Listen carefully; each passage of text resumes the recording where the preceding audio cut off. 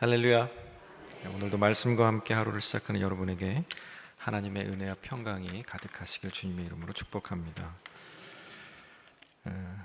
오늘은 로마서 8장에 있는 말씀을 우리가 함께 묵상합니다. 1장부터 7장까지의 말씀 가운데에서 하나님께서 몇 가지 원리들을 우리들에게 알려주십니다. 첫 번째는 이제 믿음으로 의롭게 된다라고 하는 원리, 두 번째는 그리스도와 연합한다는 것, 그리고 우리의 행위가 아니라 그리스도로 말미암아 구원 얻는다라고 하는 복음의 원리들에 대해서 우리들에게 말씀해 주십니다. 그리고 오늘 본문 말씀 시작하는 부분은 로마서 5장부터 7장까지 계속 반복되어졌던 그 질문에 대한 답으로 시작을 하고 있습니다. 특별히 로마서 7장 24절 말씀에 있는 오호라 나는 곤고한 사람, 누가 사망의 몸에서 나를 건져낼 거라고 하는 그 질문에 대한 답을 8장 1절에서 직접적으로 언급하고 그 뒤에 설명을 하고 있는 것을 볼 수가 있습니다. 8장 1절 말씀을 같이 보면, 그러므로 이제 그리스도 예수 안에 있는 자에게는 결코 정죄함이 없나니 라고 얘기합니다. 선언합니다. 답합니다. 결코 정죄함이 없답니다. 믿습니까? 그러면 정죄함을 주는 것은 무엇일까? 그 주체는 누구일까라고 생각을 해보았습니다. 우리가 보통 두 가지 정도로 이제 생각할 수 있을 것 같은데, 하나는 하나님께서 정죄하실지도 모른다, 두 번째는 사탄이 정죄할지도 모른다라고 하는 그런 생각들이 있을 수 있다라고 하는 거죠. 첫 번째는 하나님께서 정죄하신다라고 하는 생각이 왜 들까라고 하는 겁니다. 여러분, 예수 그리스도를 믿으십니까? 예수 그리스도 믿고 거듭나셨습니까? 네, 같은 얘기인데 조금 다르게 했더니 아멘 소리가 작아졌어요. 거듭났죠. 예수 믿고 거듭났습니다. 우리가 거듭났음에도 불구하고 우리들 속에는 죄된 본성의 찌꺼기가 남아있어서 그것 때문에 계속해서 죄를 짓기도 합니다. 죄를 짓는 그 모습 때문에 마음 가운데 드는 생각이, 하나님이 나를 정죄하시면 어떻게 하나라고 하는 그런 생각을 하게 됩니다. 그러나 본문에서 얘기하고 있는 것처럼 결코 정죄함이 없습니다. 두 번째는 사탄이 정죄한다라고 하는 생각입니다. 사탄이 우리를 정죄할 수 있을까요? 근데 성경을 이렇게 가만히 들여다보면 사탄이 하는 일은 속이는 일과 또 참소하는 일, 거짓으로 하나님께 고소하는 일들은 할 수 있습니다. 어떻게 알 수 있느냐 하면 욥기를 보면 잘 나와 있습니다. 욥기 1장 11절 말씀에 보니까 이제 주의 손을 펴서 그의 모든 소유물을 치소서, 그리하면 틀림없이 주를 향하여 욕하지 않겠나이까 라고 참소합니다. 또 욥기 2장 5절 말씀에서는 이제 주의 손을 펴서 그의 뼈와 살을 치소서, 그리하시면 틀림없이 주를 향하여 욕하지 않겠나이까 라고 그렇게 참소합니다. 사단이 속이기도 하고 때로는 참소하고 고소하기도 하지만 결코 정죄할 수는 없습니다. 정죄하기보다는 이 속이는 그런 것들을 통해서 우리들 마음 가운데 주는 것이 무엇이냐면 죄책감을 갖게 해요. 또 그리고 이 믿음과 의지를 약하게 만들어 버립니다. 사단이 가끔 속삭일 거예요. 내가 하는 모습을 봐라. 너는 이제 다 끝났다. 네가 하나님의 자녀냐? 라고 하는 그런 얘기들을 속삭여요. 그리고 마음 가운데 이런 죄책감 속에 시달리게 만듭니다. 감정에 요동치게 만듭니다. 의지가 꺾이게 만들어 버립니다. 오늘 권사님 기도하신 것처럼 하나님께 대해서 우리들의 연약함을 내어놓고 기도해야만 합니다. 그래야 사단의 소리가 우리들 속에서 진짜로 작용하지 않게 되기 때문에 그렇습니다.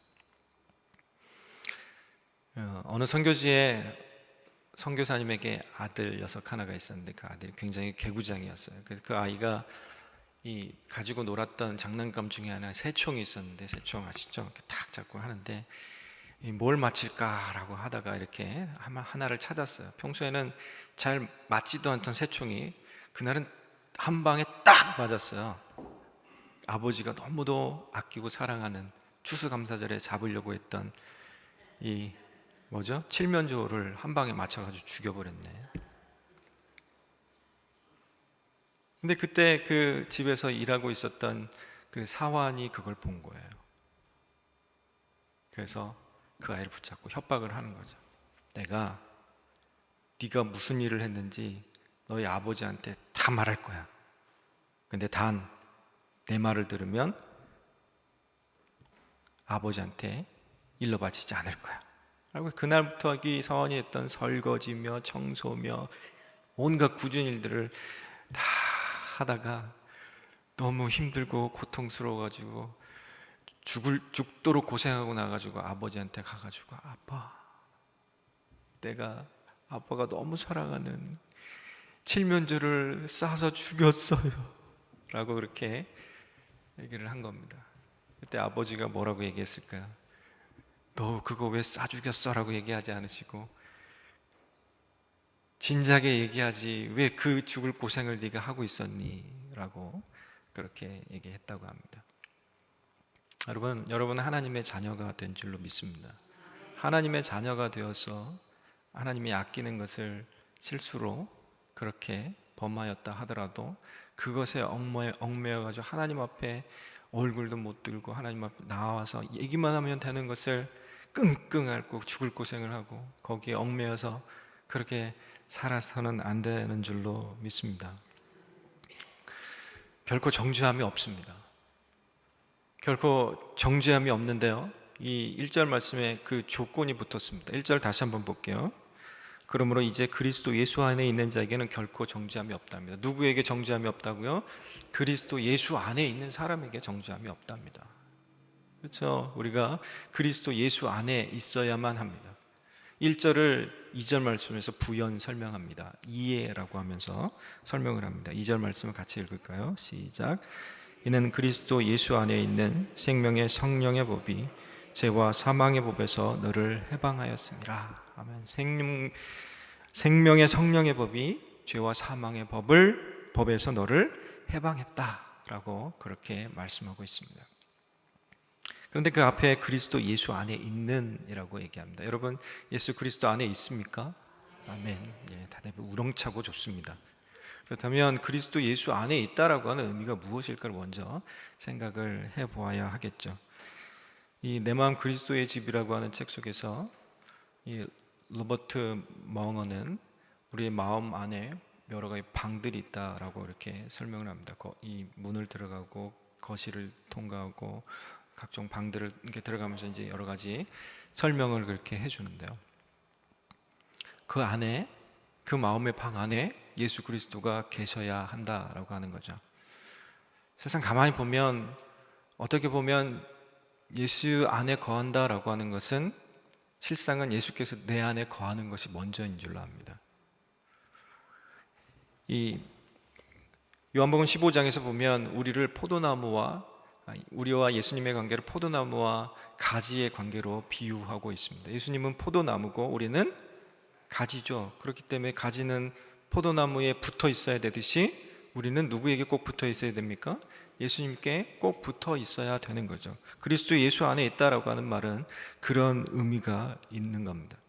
요한복음 15장 4절 말씀을 보면 내 안에 거하라 나도 너희 안에 거하리라. 가지가 포도나무에 붙어 있지 아니하면 스스로 열매를 맺을 수 없음 같이 너희도 내 안에 있지 아니하면 그러하리라.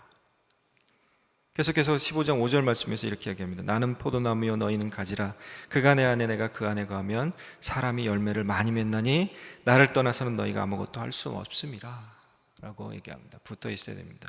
붙어 있어야만 우리가 뭘 해도 할 수 있다라고 하는 겁니다. 열매를 맺을 수 있다라고 하는 거죠. 그것에 대해서 이 요한복음 15장 7절에서는 또 이렇게 얘기합니다. 너희가 내 안에 가고 내 말이 너희 안에 거하면 이라고 얘기합니다. 우리가 예수 그리스도 안에 거한다라고 하는 의미 이해하시겠죠? 우리 안에 예수 그리스도가 계시고 예수 그리스도 안에 우리가 있고 우리 안에 예수 그리스도의 말씀이 있고 그것을 인하여서 살아가는 겁니다. 다시 풀어서 얘기하면 예수 안에 거한다라고 하는 것은 믿는 것이고요. 예수 그리스도처럼 행동하는 것이고요. 하나님 사랑과 이웃 사랑이라고 하는 것을 실천함을 통해서 날마다 그리스도의 장성한 분량에 이르러가는 것, 예수 그리스도를 닮아가는 것, 그것이 바로 예수 안에 거하는 것인 줄로 믿습니다. 바라기는 여러분 모두가 예수 그리스도 안에 거하시기를 축복합니다. 그런 여러분에게 하나님께서 주시는 더 큰 축복이 있는데, 그것이 바로 더 이상 죄와 사망의 법에 얽매이지 않고 생명의 성령의 법을 통해서 해방되어지는 축복입니다. 그 축복을 하나님께서 우리들에게 주신데, 여기서 살펴볼 것은, 그렇다면 죄와 사망의 법이 뭐냐라고 하는 거예요. 죄와 사망의 법은 계속해서 정죄하는 겁니다. 그리고 율법의 저주 아래 있는 상태, 그 모습을 얘기하는 겁니다. 그렇지만 이 생명의 성령의 법 아래 있다라고 하는 것은 그리스도의 십자가의 구속의 원리를 통해서 이제 그 십자가의 원리를 성령께서 성도들 속에 적용하는 거예요. 그 십자가의 원리를 여러분 안에 적용하시는 법, 그것이 생명의 성령의 법입니다. 그런데요, 이제 이 생명의 성령의 법이 죄와 사망의 법에 있는 우리를 해방했는데, 이 율법이라고 하는 것이 더 이상 우리들에게 요구하지 않게 되었다라고 하는 것을 의미할까요? 그렇지 않습니다. 율법의 요구는 세상 끝날까지 계속됩니다. 마태복음 5장 18절 말씀을 보면, 천지가 없어지기 전에는 율법의 1.1획이라도 반드시 없어지지 아니하고 다 이루리라 라고 말씀하고 계십니다.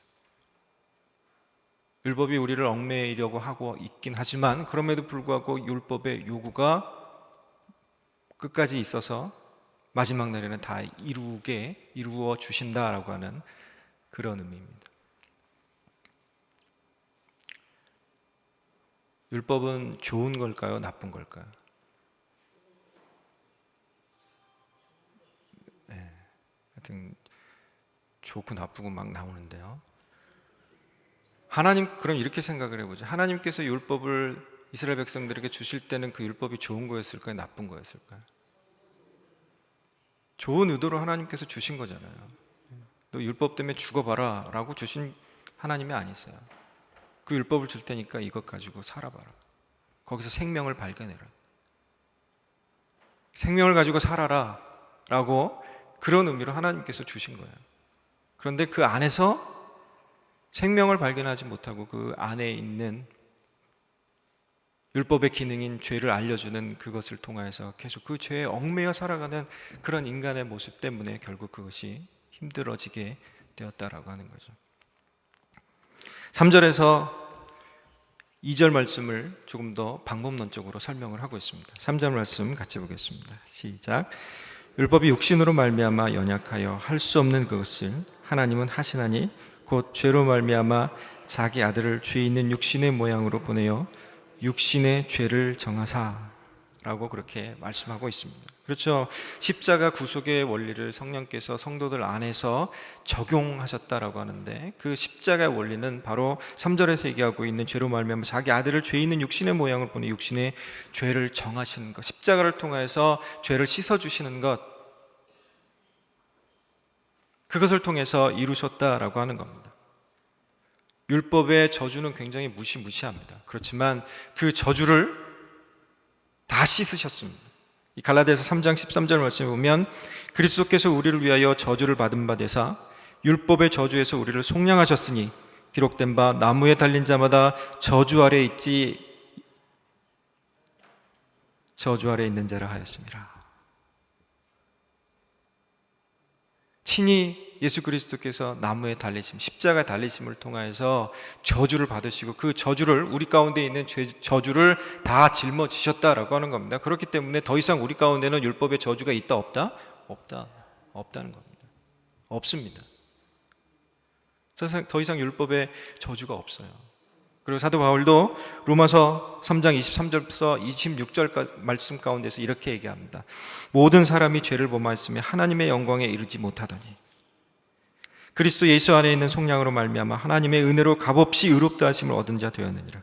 이 예수를 하나님이 그의 피로서 믿음으로 말미암는 화목 제물로 세우셨으니 이는 하나님께서 길이 참으시는 중에 전에 지은 죄를 간과하심으로 자기의 의로우심을 나타내려 하심이니 곧 이때에 자기의 의로우심을 나타내사 자기도 의로우시며 또한 예수를 믿는 자를 의롭다 하려 하심이라. 있습니까? 믿는 자를 의롭다 하시기 위해서 예수 그리스도께서 그 저주의 십자가를 짊어지셨다라고 하는 겁니다. 마치 이런 거와 같습니다. 어느 아들이 오토바이를 타고 가다가 사고를 냈어요. 사고를 내니까 직결 심판에 이제 재판받으러 간 거예요. 그런데 심판대에 가서 두렵고 떨리는 마음으로 이렇게 기다리고 있는데 판사가 들어옵니다. 그래서 고개를 들어서 판사를 봤더니 아버지야. 자기 아버지가 판사예요. 근데 아버지가 아들을 재판하긴 하지만 법대로 해야 돼요, 안 해야 돼요? 법대로 해야 되죠. 법대로 심판을 했습니다. 땅땅땅 벌금 3천만 원. 너무 센가? 벌금 좀 줄여줄게. 벌금 300만 원. 땅땅땅 때렸어요. 벌금만 내면 이제 석방이야. 근데 아들이 300만 원이 있었을까요, 없었을까요? 누가 내줬어요? 아버지가 내줬어요. 그와 같은 겁니다. 우리는 그것을 감당할 능력이 없어요. 그렇지만 그 저주를 감당할 능력이 없지만 아버지께서 우리를 사랑하심으로 예수 그리스도를 통해서, 예수 그리스도의 십자가를 통해서, 예수 그리스도의 십자가의 원리를 통해서 우리 가운데 그 저주에서 벗어날 수 있도록 해주셨다라고 하는 겁니다. 그 원리가 어디 안에 있습니까? 여러분 안에, 우리 안에, 성도들 안에 있습니다. 어떻게 해요? 성령님께서 작용하심을 통하여서, 성령님이 일하심을 통해서 우리 가운데에서 그 원리가 작용하고 있다라고 하는 겁니다. 그렇기 때문에 여러분 더 이상 두려워하거나 떨지 마시고, 여러분 안에서 역사하시는, 우리 안에서 역사하시는 성령님의 역사하심을 통해서 이제는 그 저주에서 자유로워지시기를 축복합니다.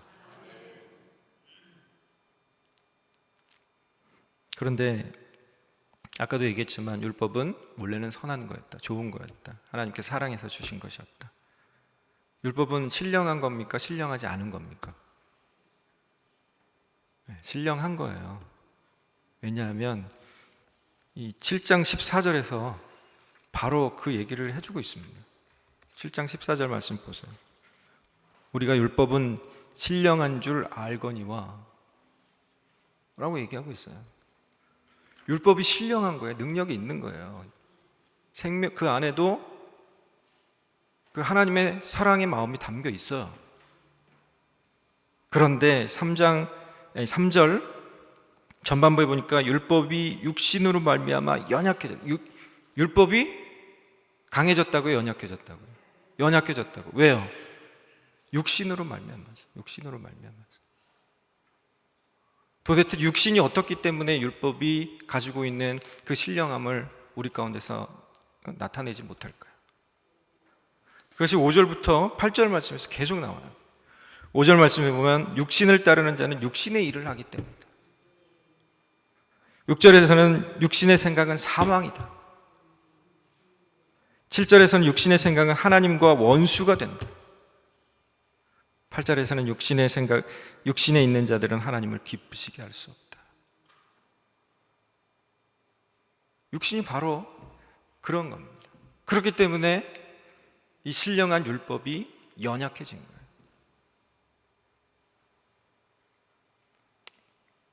사절 말씀 계속 보겠습니다. 같이 읽을까요? 시작. 육신을 따르지 않고 그 영을 따라 행하는 우리에게 율법의 요구가 이루어지게 하려 하심이니라. 아멘. 여기서도 율법의 요구에 대해서 얘기하고 있죠.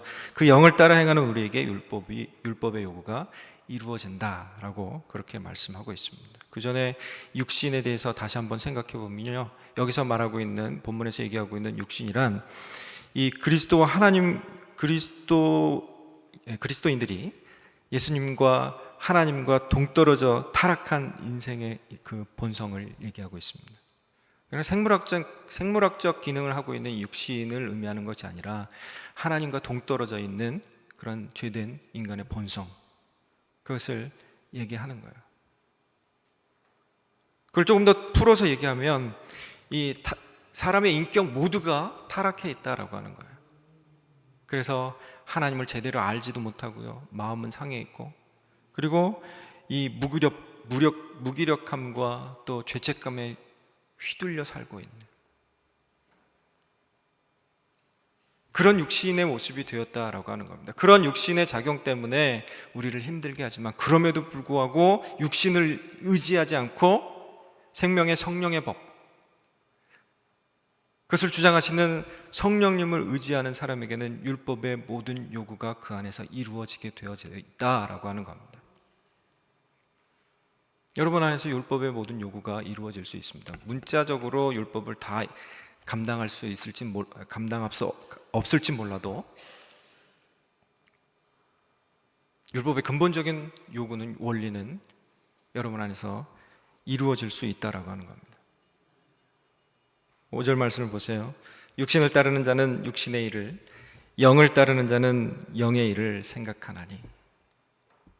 여기서 생각한다라고 하는 것은 어느 한 곳에만 이 마음을 집중하는 모양을 의미합니다. 어느 한 곳에만 마음이 집중하고 있는 마음의 모양이에요. 유대인들 보세요. 유대인들이 성경을 잘 알았을까요? 몰랐을까요? 성경을 잘 알고 있습니다. 연구하기까지 했다라고 그렇게 말하고 있습니다. 그렇지만 유대인들이 추구했던 것은 이 성경이 어떻게 이루어지는가라고 하는 것에 대해서 성경의 원리대로 따라간 것이 아니라 자기가 가지고 있었던 생각, 자기네들이 문자적으로 만들어 놓았던, 정해 놓았던 그 율법과 유전, 규례 이러한 것들만 집중하다 보니까 성경에서 얘기하고 있는 예수 그리스도를 인정하지 못하는 거예요. 그렇기 때문에 그들 안에는 비록 성경을 연구하지만 생명도 없고 평안도 없었던 겁니다. 여러분 날마다 새벽마다 나가서 하나님의 말씀을 묵상하고 듣고 그렇게 하는데 여러분 안에 생명과 평안이 있습니까? 없습니까? 있기를 소망합니다. 있어요, 여러분 안에.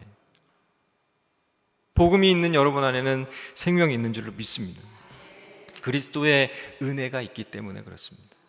그렇지만 그리스도의 은혜가 없이 하나님께 나아가는 자, 말씀 앞에 나아가는 자들은 그 마음속에 오직 이 갈등과 또 고통과 고난, 괴로움, 걱정, 근심, 염려 이러한 것들만 가득해가지고 하나님 앞에서 정죄의 의식을, 그러다가 결국은 6절에서 얘기하고 있는 것처럼 사망으로 가게 되어 있다라고 하는 겁니다. 여기서 얘기하고 있는 사망은 영적 사망과 영원한 사망을 의미해요. 6절 말씀 같이 볼까요? 시작. 육신의 생각은 사망이요 영의 생각은 생명과 평안이니라. 아멘. 걱정하지 마십시오. 육신의 생각은 사망이라 할지라도 영의 생각은 무엇이라고요? 생명과 평안이기 때문에 걱정하지 마십시오. 여러분 안에 이 생명과 평안이 있습니다. 여러분 안에 있는 성령으로 말미암아 여러분 안에 구원을 주신 성령님께서 여러분 안에 거하심을 통해서 여러분 안에 지금도 생명과 평안이 끊임없이 여러분 안에서 생산되어질 수 있도록 하시는 줄 믿습니다. 다시 말하면 하나님께서 이뤄놓으신 구원의 은혜를 계속해서 생각하는 겁니다. 여러분 예수 믿고 구원받았다라고 아까 고백하셨죠? 그러면 예수 믿고 구원받았으니까 복음에 대해서 다시는 하지 않아도 되는 건가요? 아니죠. 계속해서 이 구원의 복음에 대해서 계속해서 생각해야만 합니다. 묵상해야만 합니다. 연구해야만 합니다. 구원받았지만 복음의 진리를 계속 생각해야만 이 사단이 주는 근심, 걱정, 정죄감을 극복할 수 있습니다. 복음이 이 안에서, 이 생각 속에서, 마음 속에서 확신을 갖고 있지 않으면 그 복음이 작용하지 않기 때문에 그렇습니다. 우리가 성경 말씀을 읽을 때 이 네 가지를 주의해서 그 의미를 파악해야 됩니다. 첫 번째는 이 문자적 의미를 파악해야 됩니다. 두 번째는 풍류적인, 알레고리컬하다 그러죠. 풍류적인 의미를 파악해야 합니다. 세 번째는 이 도덕적인 의미를, 그리고 네 번째는 신비적 의미까지 파악해야만 합니다. 이것은 제가 하는 얘기가 아니고요. 토니 존스라고 하는 그 하나님을 읽는 연습이라고 하는 책 속에서 얘기하고 있습니다. 전통적으로 이런 방식으로 또 성경을 해석하고 그 의미를 파악했었습니다. 그런데 많은 경우에 실수를 하는데요. 주로 집중하기를 도덕적 의미를 찾는 데 집중하는 오류를 범합니다. 윤리적이고 도덕적으로 성경을 바라보고 해석하게 되면 이 가운데 드는 생각이 뭐냐면 사단이 주는 생각이 가득하게 돼요.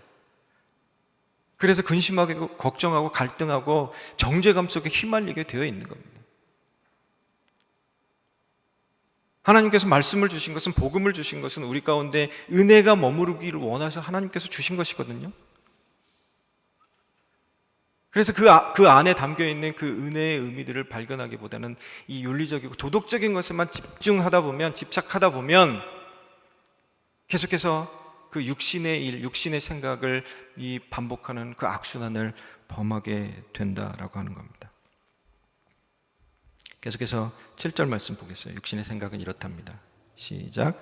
육신의 생각은 하나님과 원수가 되나니 이는 하나님의 법에 굴복하지 아니할 뿐 아니라 할 수도 없음이니라. 육신의 생각은 하나님과 원수가 된답니다. 그래서 하나님의 말씀에 굴복하지 않습니다. 하나님께 굴복하지 않습니다. 하나님께 굴복하는 게 사는 길인데 그렇게 하지 않는다라고 하는 거예요. 요한복음 5장 39절 40절에서 유대인들이 어떤 처지에 있는지 예수님께서 이렇게 얘기해 줍니다. 너희가 성경에서 영생을 얻는 줄 생각하고 성경을 연구하거니와 이 성경이 곧 내게 대하여 증언하는 것이라. 그러나 너희가 영생을 얻기 위하여 내게 오기를 원하지 아니하는도다. 그들이 성경을 연구하지만 그들 가운데는 생명이 없다라고 하는 거죠. 오늘 본문 말씀은 어제 설교하셨던 목사님이 그렇게도 간절히 설교하고 싶었던 본문인 거 아시죠? 어제 서기현 목사님이 그 얘기를 하고 이렇게 얘기하시다가 설교를 다 마치고 나서 이제 나중에 교육자 미팅할 때 이 자기가 하고 싶었던 얘기가 있었는데 못하고 내려왔다라고 얘기해가지고 제가 대신 해드리겠습니다라고 그렇게 얘기를 했습니다. 7장 말씀 가운데서 사도 바울이 그렇게 이 고통스러워했던, 갈등했던 그런 모습, 그렇게 많은 갈등을 하고 나면 힘이 쭉 빠져서 자연스럽게 다 내려놓고 하나님의 법 안으로 들어가게 된다. 예를 드는데 이 라이프 가드가 있는 해수욕장에서 한 사람이 빠져서 허우적대고 이제 점점 물속으로 들어가고 있는데 라이프 가드는 계속 쳐다보기만 하고 있는 거예요. 그래서 당신 뭐 하고 있는 거냐고, 사람이 저렇게 물에 들어가고 있는데 라이프 가드가 하는 말이 저렇게 허우적거리다가 힘이 다 빠졌을 때 건져야 둘 다 안전하다 라고 하는 얘기를 하고 싶으셨답니다. 그렇죠. 하나님께 굴복해야 되는데, 하나님의 말씀에 굴복해야 되는데 그렇게 하지 않는 거예요. 왜? 육신의 생각만 하니까. 영의 생각을 하지 않고 육신의 생각을 하니까 하나님의 말씀에 계속해서 굴복하지 않는 거예요. 캘리포니아에 이런 일이 있었답니다. 어떤 그 픽업 트럭을 운전하는 사람이 차를 길에 세워놓고 뭐 이렇게 필요한 물건을 편의점에 들어갔는데 그 사이에 도둑이 시동 켜놓은 상태의 그 픽업 트럭을 몰고 가버렸대요. 그래서 이 사람이 이 신고를 해가지고 이 전 캘리포니아 안에 수배령을 내렸어요. 그 사람이 수배령을 내린 이유는 자기 집에 쥐가 너무 많아가지고 그 쥐약을 바른 과자를 그 조수석에다 올려놨는데 이 도둑이 차를 몰고 가다가 무심결에 그 과자를 집어먹고 죽을까봐 그래서 수배령을 내린 거예요. 근데 이 도둑은 그 수배령이 떨어졌으니까 어떻게 해요?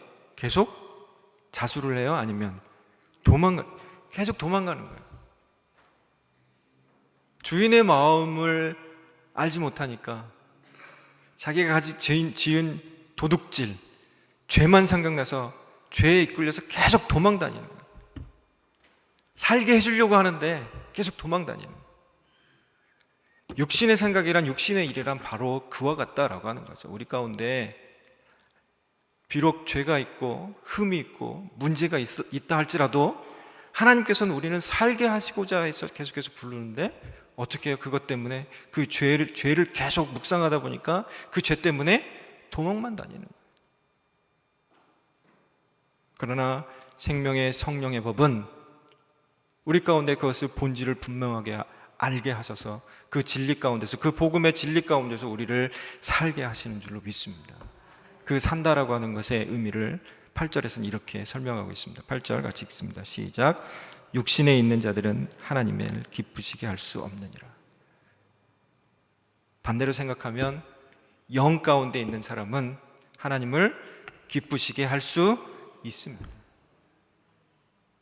그래요. 오늘 하루 삶을 살아가실 때 우리 모두가 죄와 사망의 범에 휘둘려 사는 것이 아니라, 육신의 생각을 가지고 사는 것이 아니라 영의 생각을 가지고, 그리고 이 생명의 성령의 법을 따라 삶을 통하여서 우리 가운데 있는 죄된 것을 자꾸 집중해서 그것 때문에 갈등하다가 은혜를 놓쳐버리는 일 없이 하나님께서 복음을 통하여서 우리에게 주신 그 은혜를 받아 누림을 통하여서 이 세상 가운데 그 복음의 능력이 온전하게 나타나는, 그것을 나타내 보이는 능력 있는 그리스도인 되기를 주님의 이름으로 축복합니다.